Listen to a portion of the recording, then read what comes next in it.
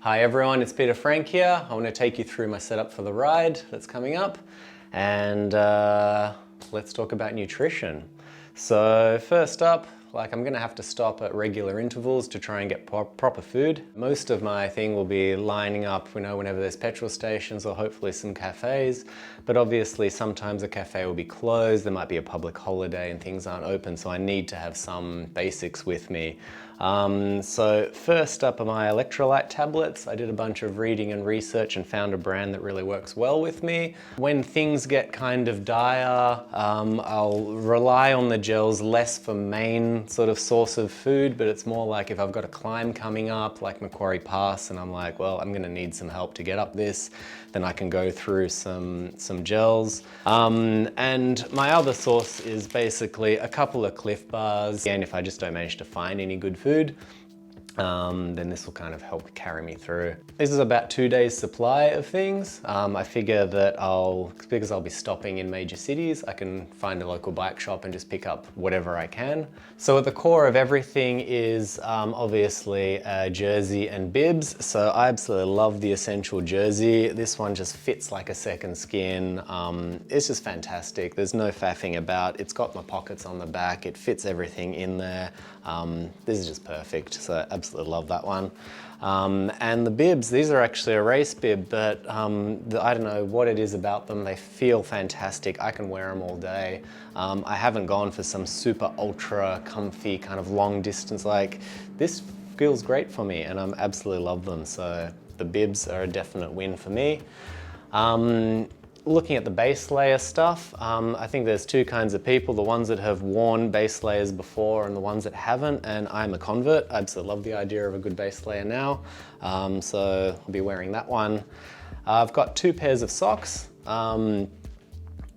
Gonna try one, just basically if I get wet, then at least I can change into a dry pair of socks. These socks are reflective as well, which is fantastic. Great for visibility on the highway so everybody can see me. When things get cold and things get nasty, which will probably happen given the time of year, I'm taking 2 pairs of gloves. So we've got some fingered gloves here, which are just great for, if you leave the hotel and it's 7 degrees outside, it can get pretty nasty on the fingers, especially with a little bit of cold wind. So that'll be really useful. When the sun's out and everything's looking pretty good, I'll be going for just the regular fingerless gloves.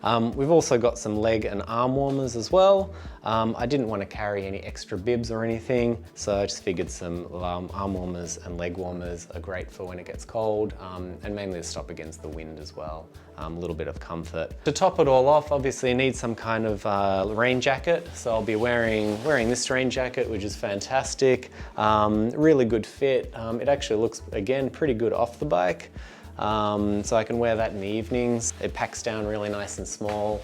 I can always attach that to the outside of my bag as well, outside of my saddlebag. My helmet's quite got some large vents on there and lets quite a lot of air out the top of it. So having a hat is pretty essential, especially when the wind picks up and if the air's pretty cold, which it can get in the mountains. So I've got a cap which covers my ears. Which is fantastic to just, when you've got that cold wind coming down off the mountains can get quite nasty. Off the bike, I've kept things, pretty light. I've got some old shoes here. They're not much bigger than thongs, and some hiking pants. Can't go wrong with that. Packs down light and small. So, bike maintenance. This is a tricky one to figure out what to take with. I talked to a lot of different people who've done rides of all different lengths, and I kind of decided to average things out and take it a little bit safe, but I'll be traveling with 3 inner tubes. Look, they're bulky, but it's happened so much in the past where I've had a slow release and then I've just, something's happened and then I've gone through another tube and then another tube.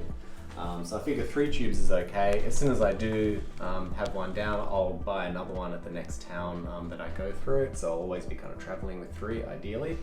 I use a dry lube for my chain. Here's my multi-tool. This is my old trusty. I've had this one for so long and I absolutely love it. You know, it's not even using major things like the chain breaker, which I hopefully won't have to do, but it's as soon as you get all that muck building up on your saddle moves a little bit, little things, the water works its way into little areas and things get a little loose. So just sort of helping with just tightening stuff along the way is really important. I've got a spare derailleur hanger as well. These are very custom for a lot of bikes. This is the original one, which I've had for a very long time. It hasn't been used yet, and I hope it still doesn't have to get replaced for this ride, but if it does, it means that I can still ride. Tire levers, obviously, never leave home without them. And I'm taking two different pumps. I ended up getting a little, just a little manual hand pump just to help out with stuff, and I do have one CO2 canister just to get my PSI up, and again, if I go past a shop, I can buy another one if I need it. But basically, yeah, this pump's just a big backup. I figure it's a bit bulky, but last thing I want to do is get caught 70k out from anything and have to walk or hitchhike or just lie down, find some bushes and cry. So off the bike, you've got to look after yourself. For a day or two's ride, it's not so bad, but after day 4 or 5, obviously, you need to look after yourself and make sure that, you know, a little itch doesn't become quite serious and, you know, potentially something bad happens out of little scratches and bruises and all the various aches and pains that you pick up after a couple of days. So we've got our good old trusty Vaseline, which will be very well used, I'm sure. We've got some sunscreen. After the bike, trying to get a proper meal in. I'm not 100% sure what I'm gonna get. So I've got my protein and L-glutamine mixture, which I'll take about sort of 3 or 4 days supply, and then I'll just gonna wing it and see what happens after that. Yeah, there's my magnesium supplements as well, ZMA tablets, which have like zinc and everything in them as well. These are fantastic, makes me sleep like a baby. So I've chatted to a few people and found out that saddlebags are a way to go. I've got a friend who did some pretty long distance ride, like the Indian Pacific wheel race, and he's done transcontinental rides, and he said, look, don't mess around with all this stuff, just go for something nice and waterproof. Get something big. This is a 17-litre one. Just gives you that peace of mind. If I pull into a petrol station, I'll be able to grab some water and actually have just that peace of mind for that extra storage space if I can't fit everything into my bibs as well. So yeah, that's going to be my home effectively for 7 days. One of my main things was about going with pretty much what you've got. So this is a bike I've had for about 8 years now. I've just ridden on this one all the time. It's been my commuter. I've had other bikes since as other bikes for commuting, but this one, I know this bike inside out. I love the way it feels. I haven't had a bike fit, but I also don't get any pain or anything for long rides. So I work well with this bike, so I don't want to change up anything. Look, everything's pretty standard with it. I've got rim brakes on here, nothing too fancy there.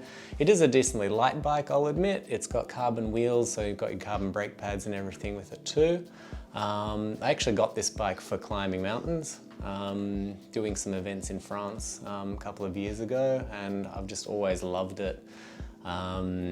Runs SRAM setup. I did get some new tires put on. Chatting to people, they suggested I should go more for an endurance orientated tire, which kind of makes sense. I was running 25s on these before, and again, chatting to people, they're like, if your bike can fit something bigger, you should go for something bigger. So these are a 28. So just got room for 2 water bottles on here. I'm not gonna add a third or do anything too crazy. I'm just used to traveling with 2, so I'm gonna travel with 2.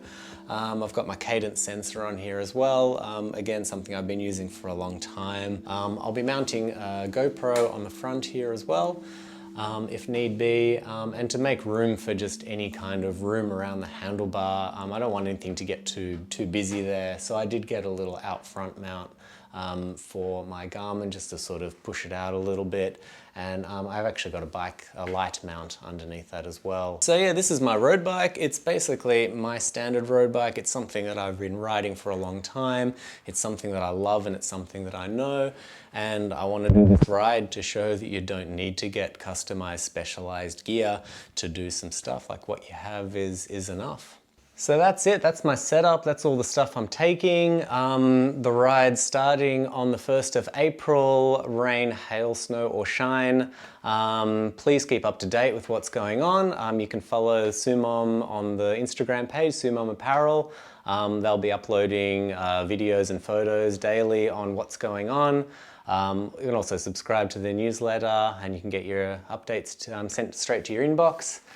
And that's about it. So thanks so much for watching. Looking forward to how everything goes, and I hope you can follow me along for the adventure.